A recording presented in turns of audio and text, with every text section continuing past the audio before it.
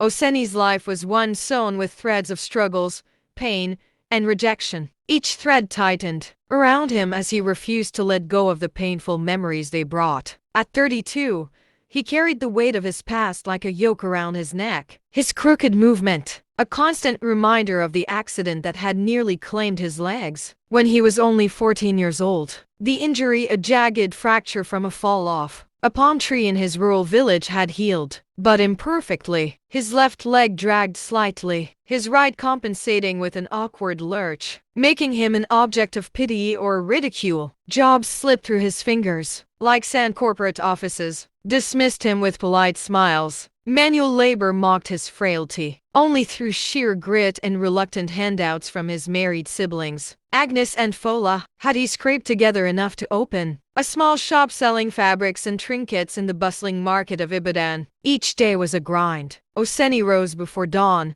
limped to his stall, and haggled with customers under the relentless sun. By evening, his body ached, his spirit worn thin. He'd return to his modest one-room home, bathe with a tin bucket, eat a simple meal of yam and stew, and collapse onto his creaking bed. But sleep? Sleep was a stranger. As the world quieted, his mind roared to life, replaying the day's slights and resurrecting old wounds. The good moments, kind words from a regular customer, a fair deal struck with a fellow trader flitted by like shadows. Instead, his thoughts lingered on the venom, the insults, the rejection, the pitying stares. The memories made him very emotional, and he usually slept off with tears streaming down the side of his face. One night, as rain drummed against his tin roof, Oseni's mind focused on a woman he'd met at the market day. Slender beauty with sharp eyes who'd laughed when he'd stammered a greeting. "You think I'd waste my time with a cripple?" she'd sneered,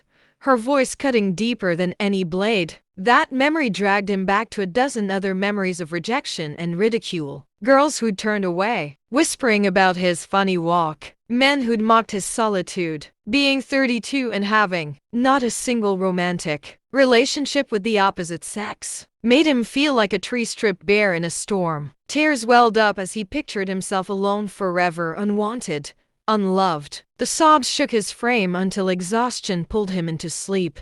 Other nights brought different torments. A trader's jibe about his limp. A buyer's condescending remark, "How do you even manage this shop?" A classmate's visit. The man, now a sleek city lawyer, wore his pity mask, presenting it as concern while Oseni stood behind his dusty counter, drowning in shame. He'd replay these scenes, imagining worse: traders ganging up to drive him out, customers abandoning him, his business crumbling. And always, he blamed his siblings. Agnes and Fola, they'd stopped caring about him after their parents died, leaving him to fend for himself. They sent money only when he begged. Their visits were rare and cold, until they finally didn't even come to see him again. He'd curse them in his mind, picturing their comfortable lives while he suffered. The tears would come again, a bitter lullaby to his misery. One uncomfortably hot afternoon, Oseni's dam broke. A customer, displeased with the torn fabric, hurled insults that echoed through the market. "Useless man. Can't walk. Can't sell." Faces turned, laughter rippled, and Oseni's humiliation burned like fire. That night, he limped to Agnes's house. She barely opened the door before he started shouting, "You abandoned me. You left me to suffer while you lived comfortably. Do you even care that I'm struggling?" Agnes sighed. "Oseni, we've done what we can. You can't keep blaming us. You've done nothing." He spat, his voice raw with emotion. "Lower your voice," she warned, stepping back. Oseni took a deep breath, shaking his head. "I curse you, Agnes. I curse you for every tear I've shed." Her face hardened. Without another word, she slammed the door in his face. But Oseni wasn't done. He went to Fola's house next, repeating his outburst. The response was worse. He was thrown out like a madman, just as heavy rain began to fall. Oseni sank to his knees in the mud, sobbing, his pleas to God lost in the thunder. "Why me? Why? Please help me. I can't live like this anymore," he cried. Days later, hollowed out and numb, he sat at his shop, staring blankly at the bolts of cloth. A shadow fell across his counter, causing him to look up. It was elderly man, tall and stately, his white agbada pristine despite the dusty market air. His silver hair gleamed, his eyes sharp with an uncanny depth. There was something unusual about him. His presence felt powerful yet calm. He exuded an air of wisdom and authority. He asked for a length of fabric, but as Oseni fumbled to cut it, the man's gaze softened. "You carry a heavy burden, my son," he said, voice low and resonant. Oseni frowned. "What?" The man gestured to a stool. "Sit. Let's talk." Oseni hesitated but obeyed. After he had finished cutting out the fabric and handing it over to the man, "What is your greatest problem?" the man asked. "Tell me about it." Oseni hesitated briefly, then sank into an emotional state as he recalled his pains, his accident, his siblings' betrayal, and the world's cruelty. The man listened, nodding until Oseni's words slowed. "You blame them," the stranger said. "But what if the root problem lies with you?" Oseni bristled, but the man pressed on. "Hear me out, my friend. From the moment of your accident, you have thought the worst of yourself. You believed no one would help you, so they stopped helping. You feared suffering, so you received it. You expected rejection, and so women rejected you. Every thought and emotion you have held on to has shaped your reality." Oseni opened his mouth, then closed it. He wanted to argue, but something in the man's eyes stopped him. "I've walked a path to wealth, not just of money, but of wisdom and spirit. If you allow me," the man continued, "I will teach you a different way to live." Suspicion coiled in Oseni's chest. Who was this man? A con? A madman? "Think on it," the stranger said, handing Oseni his payment for the fabric and a card with a written location on how to find him. Not long after, he vanished into the crowd. For 2 days, Oseni wrestled with the offer.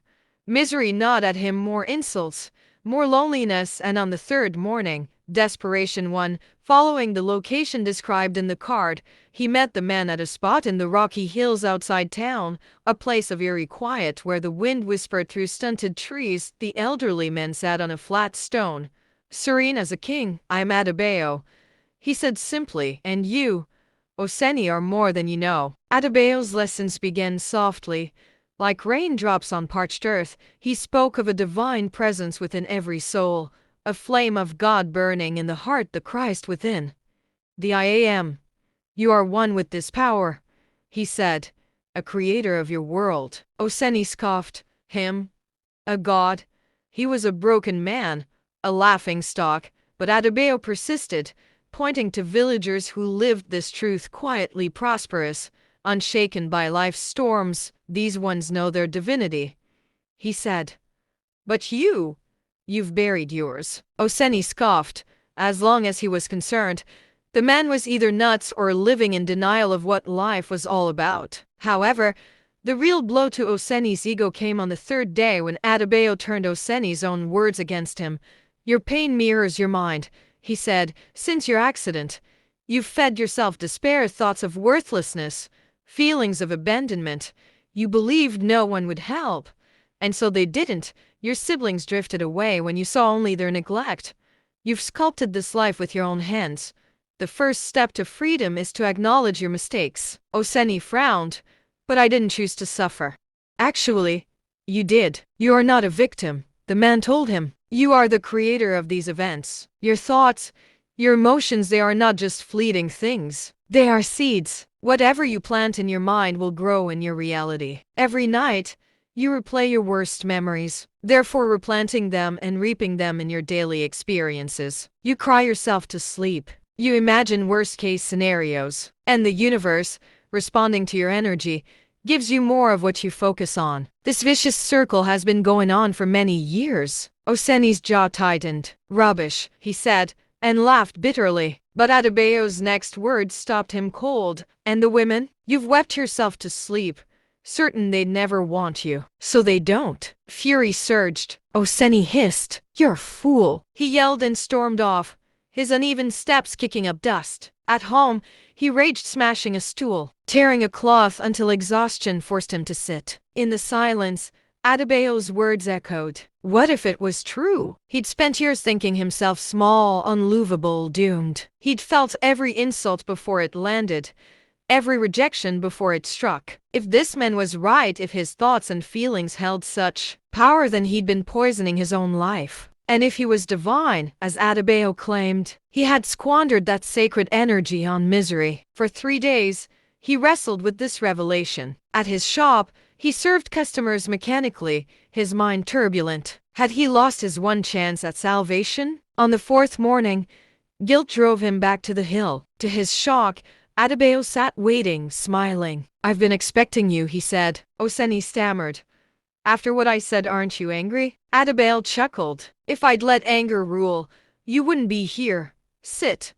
We have work to do." For over 11 months, Adebayo became Oseni's guide into a hidden world. He taught him to meditate, to surrender to the divine flame within, a sacred fire that could burn away pain. "Your thoughts are seeds," Adebayo said. "Your feelings water them. Plant and water your seeds wisely." Oseni learned to catch his mind's dark spirals and redirect them, to feel gratitude instead of resentment. Adebayo spoke of the heart flame, the Christ in us, the God presence that shapes reality. "Contemplate it daily," he urged. "Let it act through you." The change was slow, then sudden. By the 6th month, Oseni glowed. Laughter replaced his scowl. Peace softened his edges. Traders noticed his warmth, drew them in, their jibes fading to friendly banter. Customers lingered, drawn to his quiet joy. He visited Agnes and Fola, not to curse but to apologize. "I blamed you unfairly," he said, voice steady. They stared, unsure.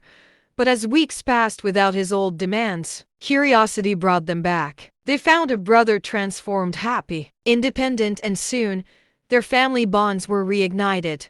A year in, Oseni's life bloomed. He got himself a better house and started to dress better. Women began to smile at him, intrigued by his confidence. His shop thrived as word spread of the kind, unshakable trader. Nights shifted too. Before sleep, he'd recall the day's blessings: a child's grin, a fair profit, a sibling's call. He'd smile, thank his divine presence, then quiet his mind, sinking into meditation. The heart flame flared within, guiding him to restful dreams. 2 years later, Oseni stood at the peak of his journey. His business boomed.